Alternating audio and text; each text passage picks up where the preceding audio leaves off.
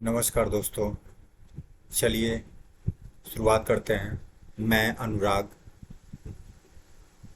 शुरुआत करते हैं गांव से। मैं यूपी के एक बलिया ज़िले के सिकंदरपुर तहसील के अंतर्गत एक गांव आता है हथौज। वहाँ का निवासी हूँ। तो मेरा मैक्सिमम समय गांव पे ही बीता है। और मेरे को गांव के कल्चर, लोगों के रहन सहन, वहाँ की शिक्षा, वहाँ की खेती, ट्रेडिशनल जो खेती पहले होती थी अब तो बहुत ही विकसित हो गई है। और लोगों का वार्तालाप, अपने सूचना का आदान प्रदान, और सामाजिक संरचना, गांव को कैसे लोगों ने स्थापित किया है, कैसे बनाया है, गांव के पोखरे, कुएं, तालाब, बावली, ये सब के बिना गांव हो ही नहीं सकता। आज के समय में देखा जाए तो गांव में खेती है। और खेती के सिवा तो मेरे को कुछ दिखाई नहीं देता, सब कुछ वैसे ही है जो पहले था। लाइक एक चीज़ें चेंज कर हो गई हैं। मैक्सिमम लोगों के जो खपड़ैल के घर थे वो पक्के के बन गए हैं। और एक चीज़ ख़त्म हो गई है, एक चीज़ हमने पाया है तो एक चीज़ ख़त्म हो गई है। सामाजिक सौहार्द ख़त्म हो गया है गांव में। और आने वाले समय में मेरे को जो लग रहा है या तो वो विकराल रूप ले लेगा, और या तो एक दूसरे के लोगों लोगों को समझ में जब आएगा कि हमारी मजबूरी है एक दूसरे पे आश्रित रहना, तब शायद लोग अपने, क्योंकि समय के अनुसार कई बार संबंधों में भी समझौता करके आगे जीते हैं लोग। तो हमको लग रहा है कि आने वाला जो समय होगा वो ऐसा ही होगा कि लोगों को गाँव में समझौता करके ही जीना पड़ेगा। एक दूसरे की मजबूरी बन करके, एक दूसरे की मजबूरी एक दूसरे की सहायता बन जाएगी। वो हो सकता है कि उससे सामाजिक सौहार्द बन जाए। तो पहले जो गांव की खेती की बात करते हैं, गांव की खेती पहले हमने खुद देखा है बैलों से होती थी। हमारे यहाँ पर एक महदीन मियाँ थे, उनको महदीन चचा बोलते थे। और एक पटेली चचा थे। ये लोग मिल कर के बैलों से खेत की जुताई करते थे। लंबा चौड़ा खेती की तो नहीं हो पाती थी, लेकिन मैंने देखा है उस समय भी ट्रैक्टर तो लोगों के पास था, लेकिन लिमिटेड लोगों के पास था। लेकिन जो अ, बीज डालने, धान की रुपाई के लिए बीज डालना होता था, चाहे कुछ छोटा मोटा गेहूँ, जौ, कुछ ऐसा दावना बोलते हैं, मतलब उसको थ्रेसर में जो निकालते हैं वो करना होता था। तो बैलों को घुमा करके, चाहे बैलों से हल चला करके लोग खेती की जुताई कर लेते थे, और उसमें छोटा मोटा काम अपना चल जाता था।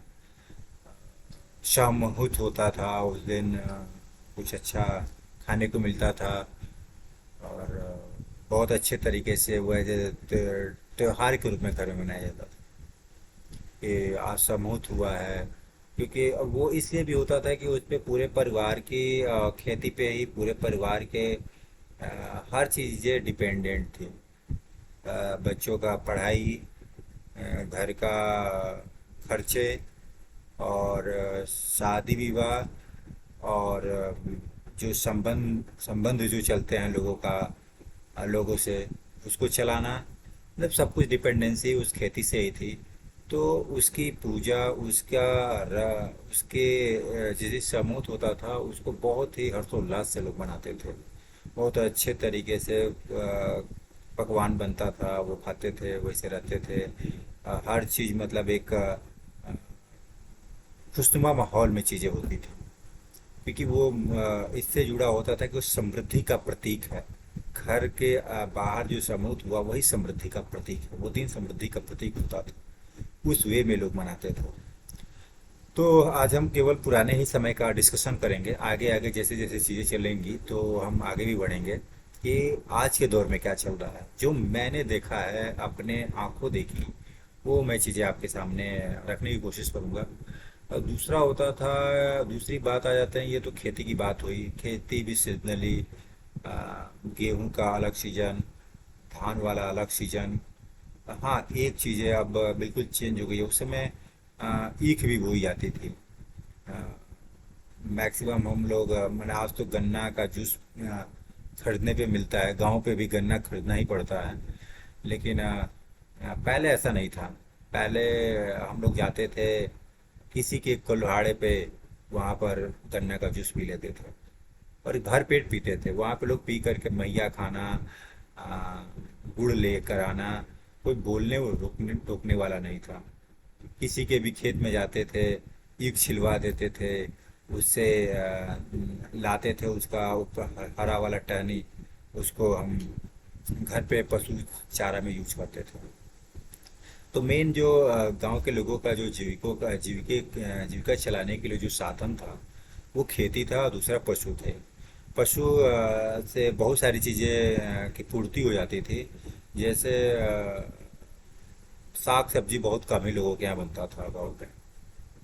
वो भी मतलब खरीद करके तो कभी मुश्किल ही बनता था, बहुत ही रेयर केस में। नहीं तो लोग छप्पर पे ही अपने यहाँ कहीं लौकी, कहीं कद्दू, कहीं भिंडी, ऐसे ऐसे कुछ लगा दिए रहते थे, वही चलता था। और वही एक पड़ोसी से, जिसको हम लोग देहात भी बोलते हैं, तो उनसे लेन देन करके ही ऐसे ही चलता था। लेकिन हमने अपने समय में ऐसी चीज़ें नहीं देखी हैं कि सीजनली खाने के लिए, मतलब ऐसा ना हो कि सब्जी खा करके जीना पड़े। चाहे कुछ एक ही चीज़, मतलब आपके यहाँ अभाव है, वो चीज़ें तो हमने नहीं देखी है, खाने का अभाव तो नहीं देखा है। लेकिन पिता होता जिससे सुनने में जो आता है, तो वो स्थिति और भयावह दिखती है कि ऐसी स्थिति थी गांव की, परिवारों की, मैक्सिमम परिवारों की ऐसी स्थिति होती थी कि खाने का भी अभाव रहता था। कभी लौकी की सब्जी खा करके जीते थे लोग, कभी मूली ही खा करके जीते थे लोग। तो मतलब पेट भरने के लिए कुछ ना कुछ तो खाना ही पड़ता था, तो ये अभाव था। और ये हमने भी अपने समय में ये अभाव नहीं देखा, लेकिन ये फील किया कि हाँ, अभाव रहा होगा, पिता होता जी के समय में अभाव रहा होगा। क्योंकि जो चीज़ें हम लोग को मिलती थी वो मुश्किल से मिल मिल पाती थी, जिसके लिए संघर्ष करना पड़ता था। तो इससे लगता है कि हाँ, नहीं, ये मैंने ये सिचुएशन रहा होगा। अब बात आते हैं वहाँ से तो पशुओं से हम लोग को अ, दूध दही मट्ठा मिल जाता था, और वो आदान प्रदान भी होता था। हमारे यहाँ अगर बिल्ली पी गई तो दूसरे घर से आ गया। हर्ष लोग देते थे लोगों को, दूध बेचना, अ, ये सब, मतलब वो उसमें लाता था, मतलब उनकी डिग्निटी को धक्का लगता था। तो लोग जो भी रखते थे वो खुद ही सदुपयोग करते थे उसका, फैमिली में ही। गांव में सबके किसी की, हमको नहीं लगता कि किसी की फैमिली 5 लोगों से कम की रही होगी। 5-10 के एवरेज में सबकी फैमिली रहती थी। डिपेंडेंसी मैक्सिमम, मतलब एक या इक्का दुक्का लोग, किसी किसी के घर में लोग बाहर जा करके काम करते थे। तो जिनके घर में लोग बाहर काम करने वाले थे, उनकी थोड़ी सी आर्थिक स्थिति सही होती थी, तो वो लोग थोड़ा ढंग से रहना, सब कुछ करना, सब कुछ ठीक ठाक था।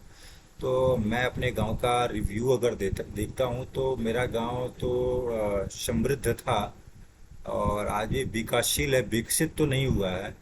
और जो सिचुएशन है, जैसे जिस मोड़ पे गांव है, वहाँ से ऐसा ही दिखता है कि विकासशील रहेगा। समृद्ध इसलिए मैं कहता हूँ कि शायद ही कोई परिवार हो मेरे गांव का जिसके घर में सरकारी पैसा नहीं आता हो। मैक्सिमम लोग फ्रीडम फाइटर रहे हैं, तो फ्रीडम फाइटर का पैसा आता था। दूसरा, कोयलरी धनबाद में बहुत लोग, परिवार के लोग काम करते थे, तो वहाँ से अ, आर्थिक व्यवस्था उन लोग की सुदृढ़ थी। अब आते हैं पठन पाठन की स्थिति। तो पठन पाठन की स्थिति भी अभी भी सुधरी नहीं है। लेकिन पहले एक स्कूल हुआ करता था, वहाँ हम भी जाया करते थे, मखुआ बोला जाता था। मखुआ मेरी प्राइमरी एजुकेशन हुआ है। अच्छा माहौल रहता था, हम लोग अपना ही पटरी और बोरी और चार्ट लेकर के जाते थे बैठने के लिए। और अध्यापक से डर डर तो रहता ही था, डर तो मैंने बहुत ही रहता था। और मतलब बिल्कुल जो गांव वाली जैसी संरचना थी वैसे ही हम लोगों ने की प्राइमरी एजुकेशन हुआ मेरा। तो उसमें लगाव रहता था, दोस्तों के साथ खेलना। पता चलता है किसी कोई टीचर बहुत सख्त होते थे तो उनकी क्लास नहीं करना है तो बाहर निकल जाना, क्योंकि ओपन ही होते थे क्लास। गर्मी के धूप वाले ठंडी वाले सीजन में बाहर बैठते थे हम लोग, धूप लेते थे और वहीं से निकल जाते थे। नारों नारों से इधर उधर खेलना कूदना, और ऐसे ही समय व्यतीत हो जाता था। मैं इवन अपना बताऊं तो मैं मेरे 3 तक एजुकेशन गांव में हुआ है। तो 3 तक तो मेरे को एजुकेशन एग्ज़ाम का पता नहीं था। मेरे को जब पेपर आता था तो मेरे को होता था कि जो पेपर मिला वो ऊपर से नीचे तक लिख देता था, टाप देता था। ऊपर में जैसे अर्धवार्षिक परीक्षा, सभी प्रश्न हल करने अनिवार्य हैं, पूर्णांक 50, ऐसे करके एक एक नंबर का ये क्वेश्चन, उसमें अ ब स करके। तो मैं वो पेपर ही उतार देता था, जो क्वेश्चन पेपर आता था वही पेपर, तो मेरे को एग्जाम का मतलब ही नहीं पता। तो वहाँ पर ऐसा मतलब एजुकेशन का सिस्टम था। और मेरे को लगता है कि वो पैटर्न का शिक्षा आज के समय में तो संभव नहीं है, और दे भी नहीं पाएंगे लोग, उसके उतना पीछे जाने की कोई ज़रूरत नहीं है।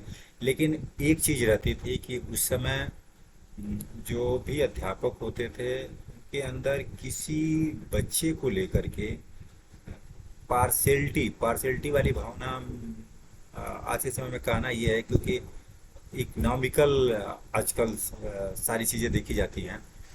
उस समय नहीं रहता था, गांव में नहीं रहता था। हम लोग फीस के लिए तो हम लोगों को मतलब आज तक बोला ही नहीं गया। फीस पता ना घर वाले भी देते थे कि नहीं देते थे, ये भी नहीं पता है।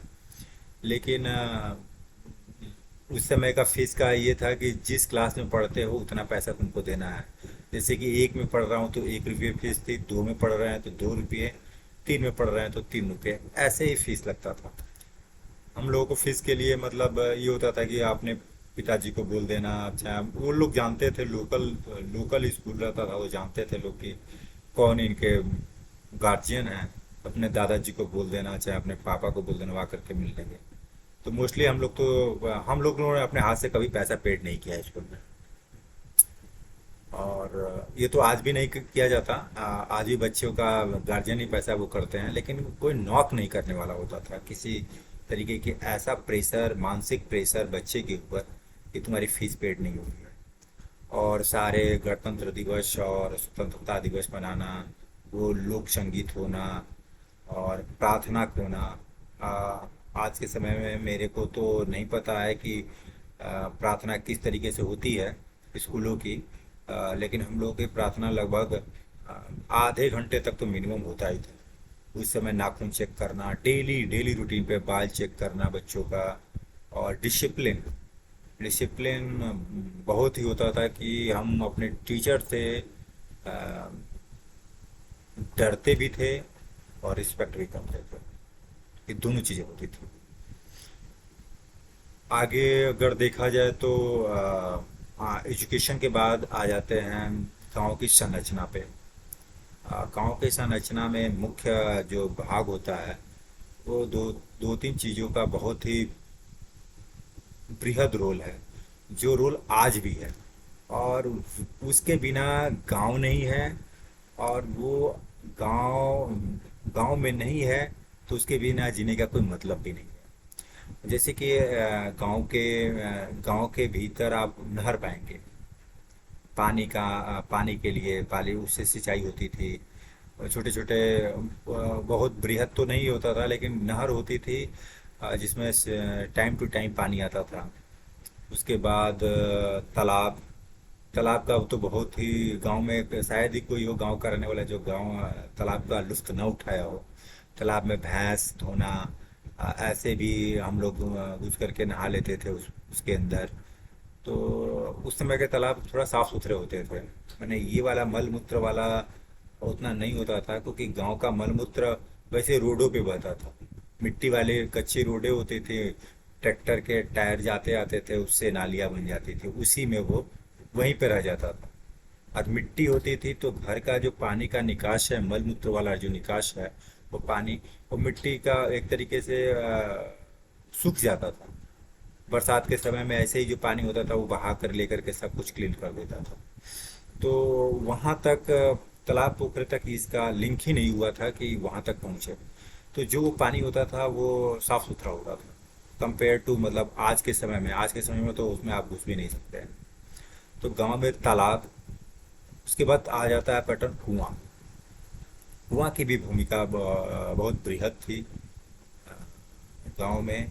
आज भी गांव में कुएं दिख जाते हैं, और उनको कई जगह पे गांव पे लोगों ने कुएं को संरक्षित भी किया है। लेकिन कई जगह पे कुएं को आपसी रंजिश, चाहे आपसी मतलब नहीं रखना है, ये लोग भर भी दिए हैं, छुपा भी दिए हैं, कब्जा कर लिए हैं। इसको एक तरीके से कहते होते हैं कब्जा कर लिया, कब्जा कर लेना। क्योंकि हमारे मैंने टॉप टू बॉटम हमारे यहाँ का यही सिस्टम है कि जिसको जहाँ मिलता है वो कब्जा कर लेता है। तो गांव वालों को कुआं मिलेगा, ग्राम समाज की जमीन मिलेगी, मिड डे मील मिलेगा, तो वो कब्जा कर लेते हैं, उस पे अपना दूसरे का हक है वो ले लेते हैं। और वैसे ही ऊपर ऊपर वाले सिस्टम में भी चलता है, तो सेम वैसे ही है कि जिसको जहाँ पे जो मिला उसको उसने रख लिया। तो ये वाला सिस्टम था, कुआं हो गया, आपका खेती का हो गया। सीजनल खेती होती है तो उसमें जो ठंडी वाली खेती होती है वो बहुत खुशनुमा हो जाती है, कि उसमें खेतों में आना जाना का जो टाइम होता है, धूप लगना और खेतों में जाना, वो अच्छा लगता है। तो वो वाला बहुत खुशनुमा होता है।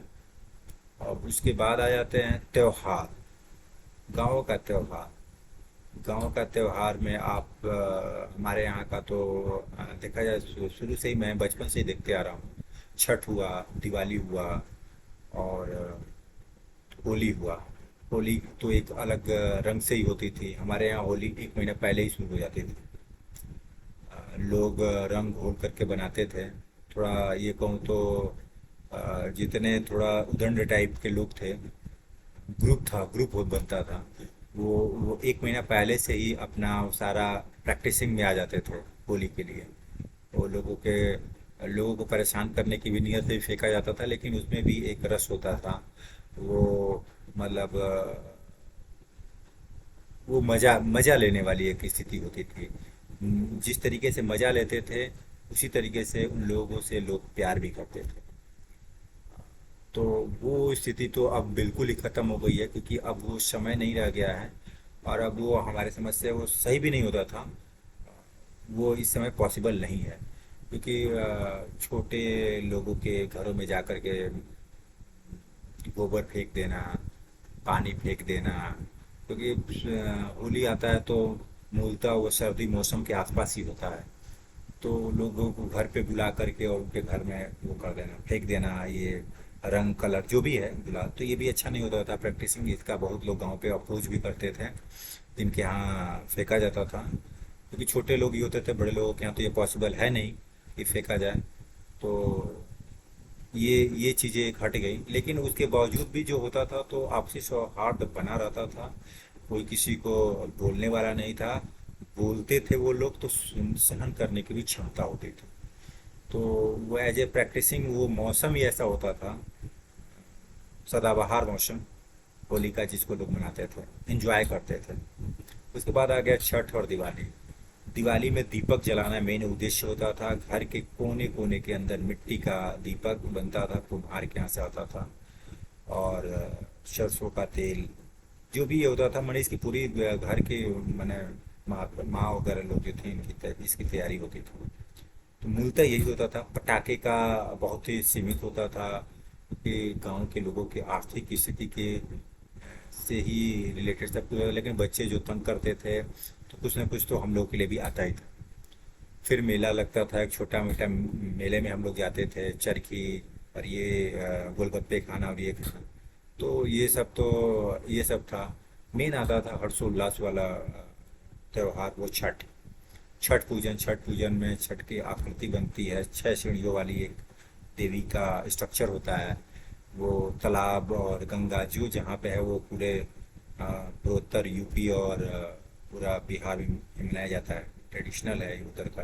लेकिन सूर्य को शाम को भी अर्घ्य दिया जाता है और सुबह में भी अर्घ्य दिया जाता है। तो ये एक विशेष परंपरा के अनुसार मनाया जाता है। औरतें जिसमें निर्जला व्रत करती हैं, और ये बहुत ही कठिन है, कठिन व्रत है। उसके बाद आ जाते हैं सरसों का खेत, वो गेहूं का खेत, गेहूं की सिंचाई करना। ठंडी के मौसम में पहले धान का ये हार्वेस्टर नहीं होते थे, धान की पिटाई होती थी। गांव गांव के दरवाजे दरवाजे पे आकर के बनिहार जिसको बोलते हैं, वो 10-20 के ग्रुप में डेली रुकते थे लोग, बाहर से आते थे लोग मैक्सिमम, और वो धान की पिटाई होती थी, वो महीनों चलती थी। और पुआल का ही वो चरपाई लगा करके ऊपर से पुआल फेंक करके, और वहीं पे लोग खलिहान में लोग सोते थे। तो महीनों का ये प्रोसेस होता था, मतलब पूरी डिपेंडेंसी होती थी एक दो लोग, मतलब खेती पहले वाली जो थी वो 2-4 लोगों के बिना असंभव असंभव था। जो कि अब तो अकेले बंदा है वो भी करा लेता है, लेकिन खेती आज के समय में कॉस्टली है, और बहुत ही कॉस्टली है।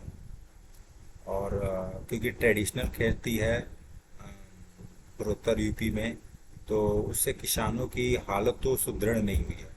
इसीलिए घर से मैक्सिमम लोग पलायन कर गए हैं, शहरों में आकर के रहने लगे हैं। और जिसके पास 2-4-5 बीघे की खेती है, वो अपना खेती करता है, और उससे जो निकलता है, जो भी फायदा होता है, उससे अपना उतने महीने का टाइम स्पेंड काटता है, खर्चे निकालता है। जैसे कि मूलतः 2 टाइप का वो होता है, तो 6-6 महीने के अंतराल में, तो 6-6 महीने का वो अपना उससे अपना खर्चा निकालता है।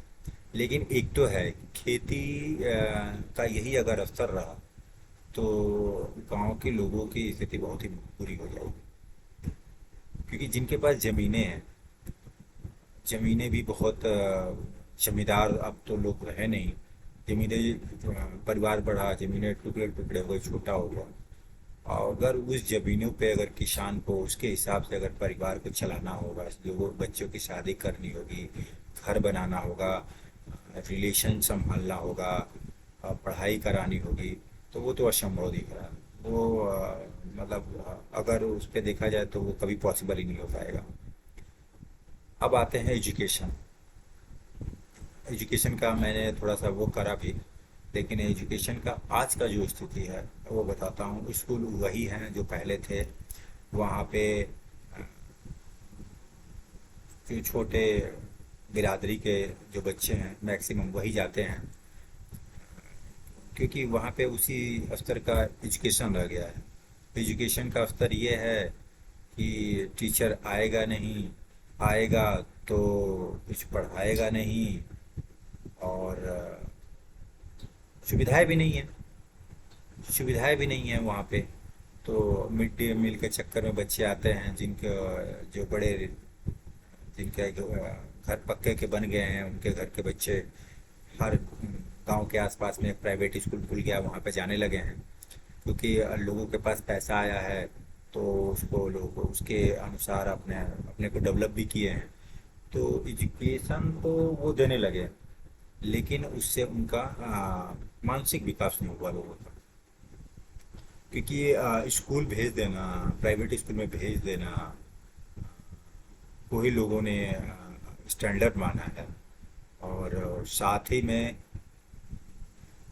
वो कंपेयर टू हो गए हैं कि मेरा बच्चा इसमें जाता है, हम सारी चीज़ों को फॉलो करते हैं, हमारा स्टैंडर्ड कुछ अलग है। और लोगों से एक दूसरे से कट कट से गए हैं। कट से गए हैं मतलब ये भी नहीं कहा जा सकता, क्योंकि अब गांव पे मिनिमम लोग बचे हैं, उनके पास भी काम है, किसी के पास खेती है, किसी के पास कुछ है। तो इक्का दुक्का लोग ही हर परिवार में है, तो उनको खेती भी संभालनी है और सारी चीज़ें भी देखनी है।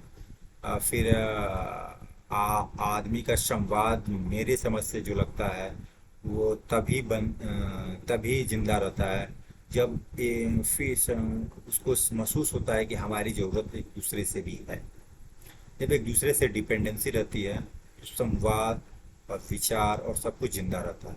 जब ये डिपेंडेंसी ख़त्म हो जाती है, जब आदमी कोई भी इंसान इंडिपेंडेंट होता हो जाता है, तो वो दूसरे का संरक्षण स्वीकार नहीं करता। दूसरे से संवादहीनता उसके अंदर आ जाती है।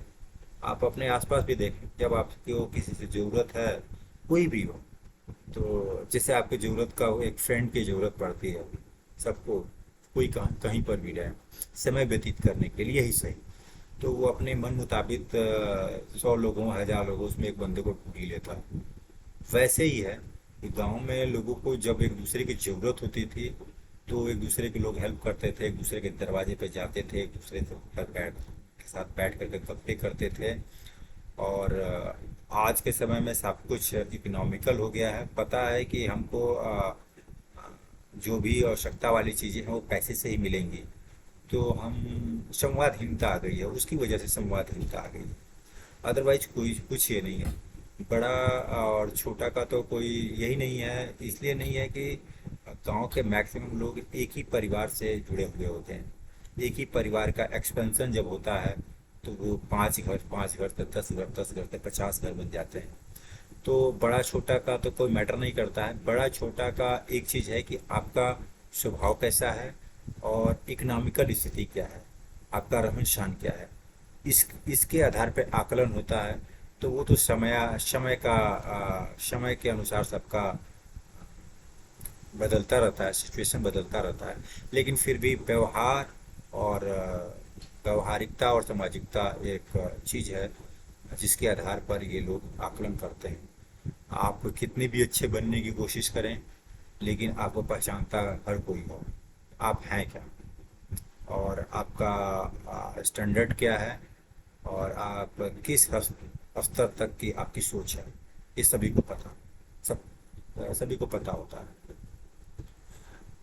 तो ये होता था गांव का। गांव में सड़कें नहीं होती थी, मिट्टी के सड़कें होती थी, साइकिल का बेहतर यूज होता था, साइकिल चलाते थे। साइकिल अ, से कहीं 10-10 15-15 किलोमीटर का आना जाना होता था, जिसके यहाँ साइकिल होती थी। तो मतलब अब तो बहुत लोगों को मैंने जो जिसको साइकिल पर देखा था, अब ऐसा फील होता है कि वो साइकिल चलाएगा तो कैसा दिखेगा, कैसा लगेगा। मैंने खुद देखा है लोगों को साइकिल चलाते हुए, क्योंकि अचानक लोग चेंज, अब वो लोग दिखते ही नहीं, तो ये फील होता है कि ये बंदा अगर साइकिल चलाएगा तो कैसा दिखेगा। ट्रैक्टर साधन आ गए सबके पास, तो इकोनॉमिकल स्थिति सुदृढ़ हुई है। लेकिन लोगों का जो सामाजिक स्थिति है उसमें बिखराव हुआ है। वो बिखराव यही इसी मेरे को यही लगता है कि उसका बिखराव इसीलिए हुआ है कि एक दूसरे की ज़रूरत नहीं है। किसी को एक दूसरे की ज़रूरत नहीं है। ज़रूरत जहाँ बन जाती है वहाँ संवादहीनता नहीं हो सकती। मैंने फील किया है ये, और ये मैं इसको साबित कर सकता हूँ। आप भी महसूस कीजिएगा, आपको भी पता होगा कि जब आपकी ज़रूरत बनेगी तो वहाँ पे संवाद ऑटोमेटिक बन जाता है। तो ये थी गांव की संरचना। और ये जो संरचना गांव की थी वो बहुत ही खुशनुमा था। गांव में जाना अच्छा लगता था। एक गर्मी का सीज़न आता था, उसमें मैं स्पेशली बलिया शहर में ही रह करके पढ़ाई किया 3 के बाद, क्लास 3 के बाद। तो गांव पे लेकिन मेरा हर गर्मी में जाना होता था, 2 महीने के लिए करीबन रहता था। तो बागीचा होता है गांव पे, मैक्सिमम लोगों का बगीचा है। हमारे पूर्वजों ने जो लगा रखा है उसको हम लोग, आम मुश्किल ही पहले लोग खरीदते थे। अपने घर में ही इतना आम पर्याप्त हो जाता था, बाल्टी में रख करके वहाँ हम लोग खाते थे। और वो एक दो पीस वाले आम नहीं, बाल्टी देर सुबह से, मतलब बाल्टी बाल्टी का आम खाते थे। एक बाल्टी में रख लेते थे, भिगो दिया जाता था, खाते थे। तो हम लोग मतलब उस समय जब मूजर आता था आम के पेड़ों पे, उस समय से हम लोग बागीचे में रहते थे। बागीचे में वो निगरानी करते थे। वहाँ पर रात को भी मैं सोया हूँ बगीचे में, जहाँ बहुत बड़ा बगीचा था, कंबाइंड बगीचा था हमारे पड़ोसी का भी। तो हम लोग मतलब सुबह से शाम तक तो वहाँ पर हम लोग बच्चे थे। तो हम लोग का तो ऐसा भी बिहेवियर था कि एक आम को पहचान जाते थे कि किसके पेड़ का आम है। जबकि आम बगीचे के अंदर आम का पेड़ जो था 45 से 50 था, लेकिन कौन किसका आम चुरा लिया, पड़ोसी ने मेरा आम चुरा लिया चाहे मैंने उसका आम चुरा लिया, वो आम को देख करके हम पहचान जाते थे कि ये किसके पेड़ का आम है। तो वहाँ पर एक खेल होता था, ओल्हा पाती बोलते थे। एक लकड़ी का स्टिक लेते थे और उसको एक पैर के नीचे से फेंकना होता था। पैर एक उठा करके उसके नीचे से फेंकना होता था। और नीम जो भी पेड़ होता था उस पर चढ़ना होता था। तो और उसके बाद वो एक बंदा होता था, चोर उसको बोलते थे, वही उसको टच करता था, मैंने एक दूसरे सबको टच कर करके आकर के उसको चूमना होता था। तो वो करते थे। उसी समय जो ग्वाले लोग थे, वो लोग अपने गाय वाय चराते थे, तो वहाँ पर दूध भी मिल जाता था। वहाँ पे गाय चरा रहे हैं, 50 गाय हैं, कोई गाय आ गई, कोई दूध निकालने वाला दूध निकाल देता था। चुपके से दूध निकाल करके सब काम हो जाता था। तो उसी में एक पार्टी भी होती थी, कभी लिट्टी चोखा लगना, कभी खीर लिट्टी लगना, तो ऐसी पार्टियां भी होती थी। तो बहुत ही खुशनुमा माहौल रहता था उस समय का। और उसके बाद का जो आता है, तो गांव में मतलब राजनीतिक माहौल की बात करते हैं। तो गांव का राजनीतिक माहौल तो सही नहीं होता, लेकिन गांव का जो पुराना जो राजनीतिक माहौल था पुराने समय में, जब मैं अपने समय तो अभी है हमारा, लेकिन इसके पहले जब हम टीनेज वाले उसमें थे, तो उस समय ये होता था कि इंटरनली मन के अंदर भी कुछ भी हो आपको लेकर के, लेकिन कोई लास्ट मोमेंट तक किसी की बुराई आप नहीं सुन सकते थे, क्योंकि सब अपने ही होते थे। जेलिसी वाली भावना हर जगह होती है, कोई आगे बढ़ रहा होता है, कोई चाहता है कि मैं ही आगे रहूं। तो वो जैसे ग्लोबल पॉलिटिक्स में है, चाहे नेशनल पॉलिटिक्स में है, चाहे स्टेट लेवल पॉलिटिक्स में, डिस्ट्रिक्ट पॉलिटिक्स में, तो वही गांव का लेवल भी होता है। लेकिन गांव के लेवल में अच्छा बुरा का मतलब नहीं होता। वो मतलब ये होता है कि हमको इनको नहीं देना है तो नहीं देना है, कुछ भी करके इनके साथ नहीं रहना तो नहीं रहना। तो लेकिन फिर भी सामाजिक स्थिति नहीं बिगड़ पाती थी, सभी लोग एक दूसरे से अच्छा व्यवहार रखते थे, सभी से बातचीत करते थे, सब कुछ सही था। किसी का नुकसान करने का कोई ऐसा मतलब दिखने वाला नुकसान कि हाँ ये मेरी वजह से ये नुकसान हो रहा है, ये नुकसान नहीं होने देना चाहते थे और मूलतः नहीं करते थे। लेकिन अब वो बिल्कुल उससे इतर हो गया है। और इतर इसलिए भी हो गया है क्योंकि संवादहीनता है। हमको नहीं पता है कि तुम कौन हो और उसको नहीं पता है कि हम कौन हैं। तो जब तक ये चीज़ का आदान प्रदान नहीं होगा, वो तभी हो पाएगा जब हम दूसरे के साथ बैठेंगे, दूसरे के साथ मिलेंगे, दूसरे को समझेंगे। और इसकी वजह से ये सारी दूरियां बढ़ गई हैं। तो ये भी एक रीज़न है। तो लेकिन मूलतः जो गांव का जो स्ट्रक्चर है वो अच्छा है, और उसको आगे भी अच्छा बना करके रखा जा सकता है, इवन अगर उसके लिए काम किया जाए तो। लेकिन काम करना तो हमें ही पड़ेगा। गांव हमारा है और आपका है, जिसका भी है गांव, उसको काम तो खुद ही खुद करना पड़ेगा। ये हम भूल करके नहीं निकल सकते कि हम तो बाहर हैं, तो हमके लिए कुछ नहीं करना है। वहाँ की स्थिति का मैं तो हमेशा ही वॉच करता रहता हूँ। और मेरे को है कि गांव से जो खुशियाँ मिल सकती हैं वो शहरों से नहीं मिल सकती, शहर में कभी नहीं मिलने वाली वो खुशी। आपकी मेन जीवन जो है वो गांव के अंदर है। और वहीं पे आपका अंतिम समय, जिसको बोलते हैं कि मतलब आपने बहुत कमाया, बहुत कुछ किया, आप अगर टाइम व्यतीत करना है तो वहीं पे आपका टाइम निकल सकता है। अदरवाइज तो शहरों में क्या है, हम ऑफिस जाते हैं, ऑफिस से आ जाते हैं, दो चार लोग हैं, उनसे बात कर लिए, फ़ोन से बात कर लिए, अदरवाइज तो ऑफिस के बाद वाले समय में हम क्या करेंगे। तो गांव एक ऐसा है जहाँ पे हमको अपनी पहचान बतानी नहीं पड़ती, हम क्या हैं। और जो दूसरा आएगा, मैं भी अगर जाता हूँ, दूसरा आएगा वो क्या है वो पहले से लोग जानते हैं, क्योंकि वो परिवार का रिलेशन होता है। वो मतलब पीढ़ी दर पीढ़ी वो रिलेशन चला आ रहा होता है। तो ऑटोमेटिक वो कॉम्बिनेशन, वो अफेक्शन एक दूसरे से लोगों से बन जाता है। और बहुत ही रोचक है गांव का वो कल्चर, और हमें तो बहुत ही अच्छा लगता है। एक दो चीज़ें हैं जो वहाँ से विलुप्त हो रही हैं, उसके लिए काम करना चाहिए। गवर्नमेंट ने तो ध्यान बोलती है, लेकिन वो ध्यान उस पर होता नहीं है। उसका उसका क्या करे, एक्चुअली में जो रीजनल जो ऑफिसर्स होते हैं वहाँ के, वो उस पर फोकस नहीं करते। और मेरे को लगता है कि फोकस किसी चीज़ व्यवस्था पे वही कर सकता है जिसका उस चीज़ से लगाव।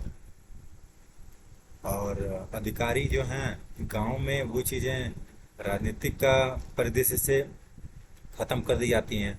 किसी ने राजस्व वाली ज़मीन पे कब्जा कर लिया, किसी ने कुएं पे कब्जा कर लिया, किसी ने पोखरे पे कब्जा कर लिया, किसी ने किसी चीज़ पे कब्जा कर लिया।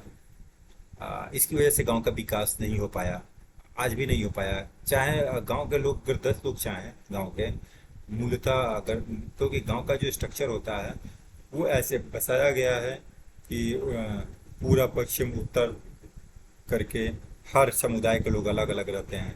जैसे हमारे यहाँ जो लड़ाका वाला जो कास्ट जो आती है, वो यादव हैं, तो उनको अलग ही सिवाने पर रखा गया है। शेड्यूल कास्ट के लोग जो आते हैं वो अलग ही गांव के ही अलग ही साइड में रखे गए हैं, अलग ही, मतलब उनके लिए एक कॉलोनी टाइप एक एरिया बना हुआ है। अच्छा एरिया है, और जो रोड से टच में है हम लोग गांव के बीचों बीच में आते हैं। तो मतलब स्ट्रक्चर ही ऐसे ही पूर्वजों ने बनाया है, आई थिंक बहुत ही सोच समझ कर उन्होंने स्ट्रक्चर बनाया है। क्योंकि आज के समय में थिंकिंग, ये सब इस्टेब्लिश करने की थिंकिंग लोगों के पास नहीं है। अ, क्योंकि वो अपना अपना क्यों सोचते हैं, उन्होंने गांव का सोचा, तो उसके हिसाब से स्ट्रक्चर दिया कि हाँ हमारे लिए क्या सेफ्टी है, कौन हमारे लिए। क्योंकि अगर जैसे मैं हूँ, तो मैं वहाँ जाकर के हल नहीं चला पाऊंगा, फावड़ा नहीं चला पाऊंगा। मैं हूँ किसान परिवार से, एक समय चलाया भी हूँ, लेकिन आज आज वो मेरी स्ट्रेंथ नहीं है कि मैं जाकर के वहाँ पे फावड़ा चला पाऊँ, क्योंकि ये प्रैक्टिस का पार्ट है। तो लेकिन जरूरत पड़ेगी तो चलाते हैं, हम लोग चलाते हैं, लेकिन वो सीजनली चलाने वाले को किसान नहीं बोलते हैं। किसान तो वही है जो वहाँ पर वहाँ का नफ़ा नुकसान समझ रहा हो सकता है मे बी इन फ्यूचर हो जाए हम भी, लेकिन किसान असली वही है जो नफ़ा नुकसान को समझता है, जो फावड़े का हार्ड हो सकता है। तो आज के दिन बस इतना ही। गांव पे चर्चा मूलतः मैंने बहुत स्पष्ट स्पष्ट किया है, और आगे भी हम जुड़ेंगे। तब तक के लिए धन्यवाद।